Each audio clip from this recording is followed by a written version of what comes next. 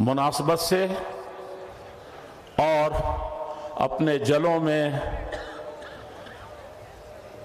तरह तरह की तारीख समेटे हुए हिंदुस्तान की मुत्तहिदा प्लेटफार्म मुसलमानान हिंद का और कई नाहिए से पूरे हिंदुस्तान का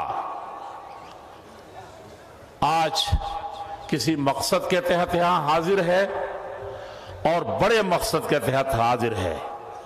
सिर्फ मुस्लिम पर्सनल लॉ का मसला नहीं है, ये पर्सनल लॉ का मसला है।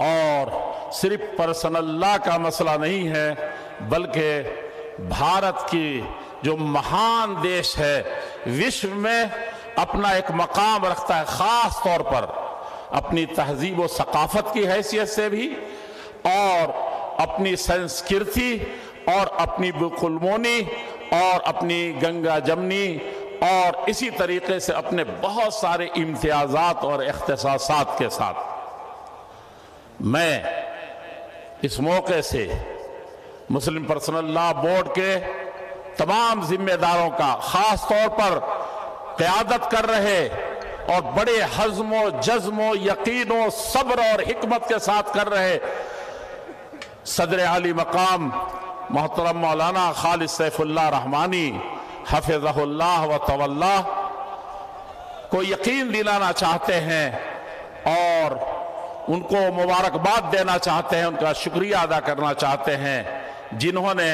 आपको ये ज़हमत दी है और आपने एक आवाज़ पर यहाँ लब्बैक कह करके इस देश की खातिर, शरीयत की खातिर, इस्लाम के खातिर और सबसे बड़ी चीज़ ये है कि इंसानियत की खातिर आप कशा कशा यहाँ आ गए हैं। मैं अहले बेंगलोर का भी बहुत दिल के गहराइयों से ममनून हूँ। हमारे वॉलेंटियर रास्ते में हमने देखा कि किस तरीके से वो दिन ही से पूरे तौर पर लगे हुए हैं, लेकिन यहाँ की इंतजामिया भी और यहाँ के हर तरह के लोग। मैं आज बहुत सख्त बीमार पड़ गया, अचानक गया, मुझे तो कोई मुसलमान डॉक्टर नहीं मिला था, नर्स नहीं मिली थी। मेरा मोजा अपने हाथ से निकाला, जब थोड़ा सा वो हुआ तो उस बहनों ने लपक करके उस मोजे को लिया। मैं धीरे धीरे बुला रहा था किसी को कि हमारे साथ जो लोग हैं वो आकर के ले लें। ये इसकी भी हिफाजत करने की जिम्मेदारी मुस्लिम पर्सनल लॉ बोर्ड ने ली और इसको निभाया है मुख्तलिफ औकात से। और क्यों नहीं निभाते? आपकी तारीख है, आपके आबा व अजदाद की तारीख है, आपके असलाफ की तारीख है, और आप पूरे तौर पर सर से कफन बांध करके इस देश की खातिर निकले थे। ईमान, जिस ईमान की हिफाजत की आज बात कही जा रही है और जिस शरीयत व अखलाक और ईमान की बात कही जा रही है, उसकी खातिर निकले थे। और आपने जिहाद का फतवा दिया था अंग्रेजों के खिलाफ, और 150 साल तक आपने 30 मुसल्लह जिहाद किए थे। फतवा देने पर सिर्फ घर में बैठ नहीं गए थे, सिर्फ अबू तालिब रहमानी साहब के तकरीर करके दिलों को गरमा के नहीं चले गए थे, बड़े और भी हमारे मुअज़्ज़िज़ीन, बल्कि आपने मुसल्लह जिहाद किया था और इस देश को आजाद कराने के लिए, अपने ईमान को बचाने के लिए और यहाँ के मानवता को उसको सही रुख पर ढालने के लिए, जहां न मस्जिद महफूज थी, न मंदिर महफूज था, न कोई और किसी तरह की इबादतगाह महफूज थी। लेकिन 150 साल बाद पता चला कि नहीं, ये सिर्फ एक जमात की, एक वर्ग की और सिर्फ मुसलमानों की कुर्बानी से, और मुसलमानों में भी जो बट जाते हैं, कभी कट जाते हैं, कभी कभी डिग जाते हैं कहीं, उससे भी काम नहीं बनेगा। नारा लगा दिया था, हिंदू मुस्लिम सिख ईसाई आपस में सब भाई भाई। तो कहा 150 साल की तारीख, उसकी हकीकत में वो उसकी किसी तरीके से उसकी खिफत नहीं करना चाहता।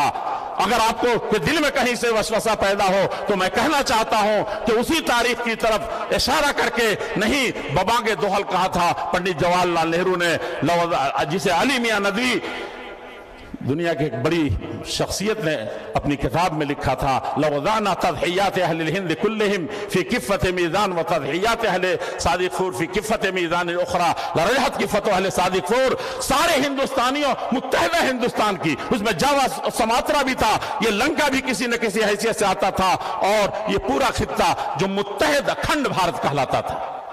और हमने तो जो सेंटर बनाया था वो सरहद पर बनाया था, वो अफगानिस्तान पर। इस वक्त अखंड भारत किसी को सूझ रही है, हम उसकी तारीख जानते हैं, हमने उसकी हिफाजत की थी और उसी तरीके से इस देश को देने की कोशिश की थी। लेकिन हाँ, कभी आप हिंदू मुस्लिम बढ़ जा रहे हैं, कभी सिख ईसाई बढ़ जा रहे हैं, कभी मुस्लिम बढ़ जा रहे हैं, कभी हिंदू वर्गों में बढ़ जा रहे हैं। ये जीने के लक्षण हरगिज नहीं है। मैं कह ये रहा था कि जब ये नारा महसूस किया कि सिर्फ कुर्बानियों के देने से और किसी एक के फिदायाना किरदार की वजह से हम नहीं आजाद हो सकते, तो उस वक्त जब ये नारा लगा था तो चंद ही दिनों के बाद आजादी आ गई थी। लेकिन उस वक्त भी सफों में घुस गए थे लोग और तरह तरह के नारे लगे थे, और उन नारों को भी पूरे तौर पर हमने दबा दिया था, उसको बिल्कुल बैठा दिया था और कहा कि ये तफरीक नहीं चलेगी, ऐसा नहीं चलेगा।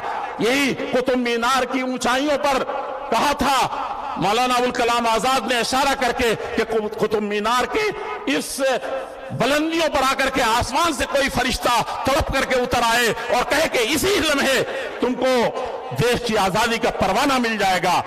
जो तुमको ललचाना और दिखाना चाहता है, एक को लड़ा, दोनों को लड़ा करके किसी एक को आगे बढ़ाना चाहता है, दोनों के साथ धोखा करना चाहता है, तो मैं इस तरह कभी भी राजी नहीं हो सकता। ये मैं कोई तकरीर नहीं कर रहा हूं, हालात के रुख को नहीं बल्कि उसके अंजाम की तरफ, जिस तेजी से हलाकत की तरफ बढ़ रहे हैं हम, हमारा मुल्क बढ़ रहा है और हमारी संस्कृति खराब हो रही है, और खूनों में जो एक ही रग हमारे ईमान और अकीदे के मुताबिक दौड़ रहा, सिर्फ पर्सनल लॉ का मसला नहीं है।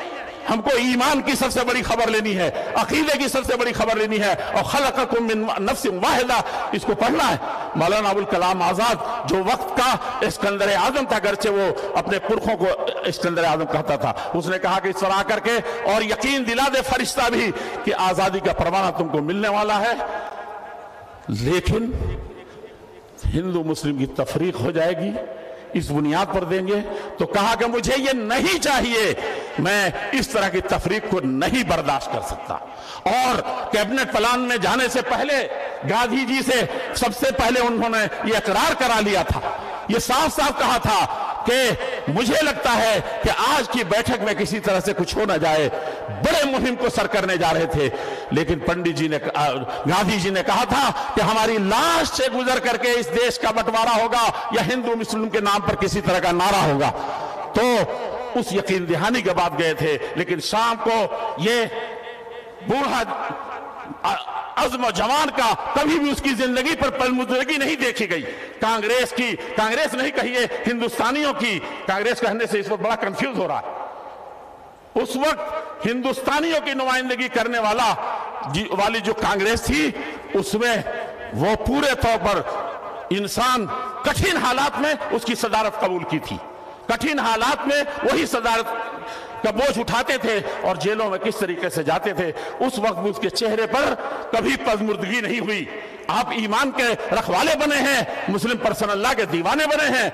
आप पूछिए किस तरीके से उसकी वैसी वफादार बीवियां आज नहीं मिल सकती, और तलाक के और निकाह के जो हजार मसले खड़े हो रहे हैं, ये जवानों अपने असलाफ से सीखने की जरूरत है। कुरान और हदीस तो है ही, और उस पर मरना है, उस पर जीना है, लेकिन उस पर अमल करने का। अबुल कलाम आजाद को देखो कि इस देश की खातिर वो परवाना मिला हुआ कि जेल से इयादत कर सकते हैं, ये नहीं किया था। यही पैगाम हमारे उलमा दे रहे थे आपको। यहाँ सफों में किसी तरीके से कजी नहीं है इंशाअल्लाह, यहाँ किसी तरीके से दिलों में कोई रैब व शक और तसल्जुल नहीं है। यहाँ सपात कदमी है और पूरे जोश के साथ है, पूरे होश और हिकमत के साथ है। उसको दिलों में उतारने की जरूरत है। वो मौलाना आजाद उस दिन, जिस दिन बंटवारे पर गांधी जी ने और सबों ने साथ कर दिया, शाम को भूखा प्यासा ये बूढ़ा दिन भर में टक्कर लेता हुआ अंग्रेजों के आंखों में आंखें डाल करके, और नोके पलक बकौल जो पंडित जवाहरलाल नेहरू, जो खुद एक बड़ा दिमाग था, کہا کہ وہ جہاں نقطہ رکھ دیتے تھے کہ یہ جملہ اس طریقے سے نہیں، یہ ٹون اس طرح سے نہیں، کسی کی مجال نہیں ہوتی تھی، سب کہتے تھے کہ یہی دل کی بات ہے۔ اس دن وہ سیدھے گاندھی جی کے پاس گیا، اس دن سب سے زیادہ مرجھایا ہوا، سب سے زیادہ بجھا ہوا، اور سب سے زیادہ لگتا تھا کہ اس کے سینے کو اس بھارت کے دھرتی کو نہیں بانٹا گیا ہے، اس کے سینے کو شک کر دیا گیا۔ یہ کون سکھائے گا، کون بتائے گا، کون جائے گا؟ میں عزیزوں بزرگوں، باتیں ہمارے بہت سے بزرگ باقی ہیں وہ کہیں گے، لیکن میں کہتا ہوں کہ پرسن اللہ کی حفاظت، مسلم پرسن اللہ کی حفاظت کا مسئلہ صرف نہیں ہے، اور اگر ہے تو وہ حفاظت اول اور آخر آپ کو کرنی ہے، کریں گے بولے انشاءاللہ، آپ بولے انشاءاللہ، آپ کریں گے تو ذرا جگر تھام کے بیٹھو، میری ایک باری آئی ہے۔ وہ جانتے ہیں کیا ہے؟ فجر کی نماز میں کاش کہ ہماری مسجدوں کے لیے رو رہے ہیں۔ میں نے علماء کو دیکھا، بعض رودھی ہوئی آواز میں کہہ رہے ہیں، اور رودھی ہوئی آواز میں، لیکن مسجد مرثیہ خواں ہے کہ نماز ہی نہ رہے۔ لوگوں، یہ طلاق کے فتنے جو آئے، میں 6 سال تک دارالفتہ میں بھی رہا ہوں، جامعہ سلفیہ میں، اور اس کے بعد بھی فتوے کمیٹی سے خصوصی تعلق ہے، میں جانتا ہوں کہ کس طریقے کے فتوے آتے ہیں۔ واللہ میں 24 اسٹیٹ میں خاص طور پر جمعیت کے معاملے میں گھومتا ہوں، لیکن میں نے کبھی کبھی بھری مجلس میں علماء سے پوچھا کہ کیا اپنی بہن کا حق دیا ہے؟ نہیں دیا، ادا کیا گیا ہے۔ بڑے بڑے علماء بڑے بڑے صوبوں میں، دلی کے چند گھرانے ہیں، ان کو میں جانتا ہوں۔ یہ ذکر کرنے کا نہیں ہے، اس کی حفاظت کی، مسلم پرسن اللہ اور اس سے پہلے ایمانیات کی، عقائد کی، جس میں ہم اس قدر لاپرواہ ہوئے ہیں کہ ایک کسی غیر مسلم بھائی کو دیکھتے ہیں کہ وہ بھی کالا بازاری کر رہا ہے، وہ بھی جہیز نکاح اور طلاق اور رسم و رواج میں پھنسا ہوا ہے۔ اب آپ کے نبی نے کہا تھا فلیس منی، ایک جگہ اور کہا تھا بازار کے معاملے میں من غشنا فلیس منا، کہاں کہا تھا؟ یہ تو سیدھے آپ کے ایمان پر اٹیک ہے، یہ تو سیدھے آپ کے اندر سے دہل جانے والی بات ہے۔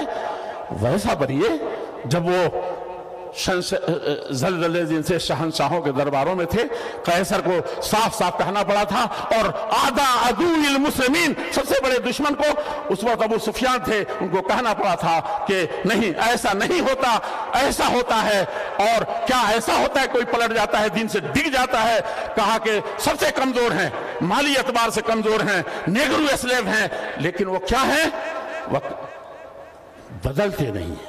وَإِن فُرِّقْتَ وَإِن قُتِلْتَ، اور اس کے بعد صاد کیا تھا اس نصرانی نے جس کے دین کے بقایا دین کی خوبیاں موجود تھی انجیل کی، اس نے کہا وَكَذَلِكَ الْإِيمَانُ وَإِذَا وَقَرَ فِي الْقَلْبِ۔ پر یہ بخاری شریف میں بات ختم کرنے سے پہلے یہ کہنا چاہتا ہوں کہ آپ کا جوش جنوں اور آپ کا حوصلہ ایک سیکنڈ کے لیے بھی پست نہیں ہونا چاہیے، لیکن ہوش اور حکمت جو آپ کا تر امتیاز تھا، بڑے بڑے چیزیں آئی، ہم نے دیکھا تھا، اللہ کے نبی کہنے پر مجبور ہوئے تھے کأنہ مثل حرب، دیکھو یہ لگتا ہے کہ آگ لگا دے گا، وہاں پر آپ نے کس طرح سے مظلوم تھا، کیسا تھا؟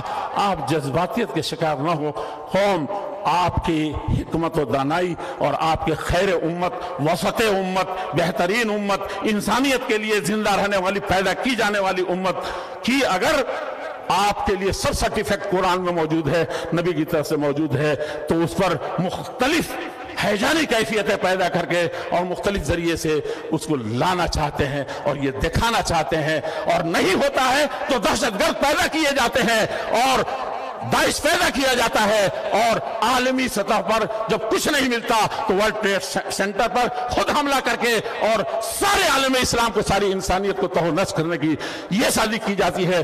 اس کو بھی آپ کو ہر قدم پر بہت قائدین سے جٹے رہیں گے، انشاءاللہ ان سب جھنجھٹوں میں نہیں پڑیں گے۔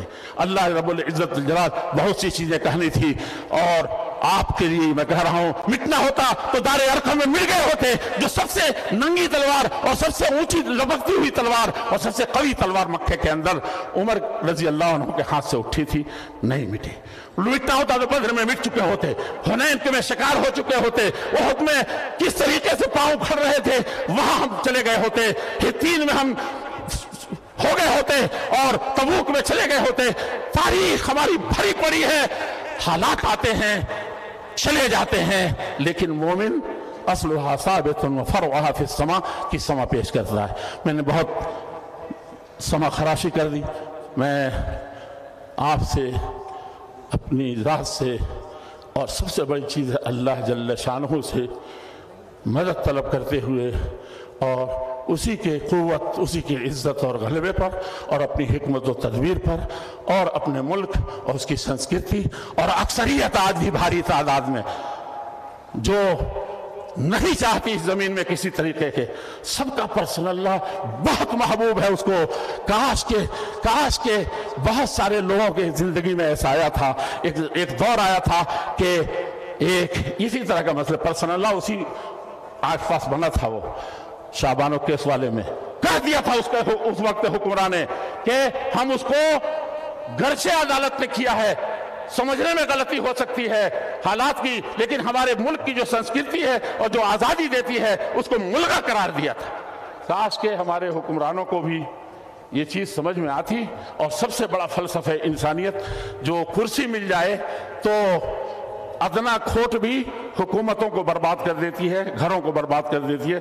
گھر کا مالک ہی جب ڈواڈول ہو جاتا ہے، اس کے ایمان میں ذرہ برابر تزلزل پیدا ہو جاتا ہے، تو پھر نہ کہرا منزلت ماند نہ مہرا.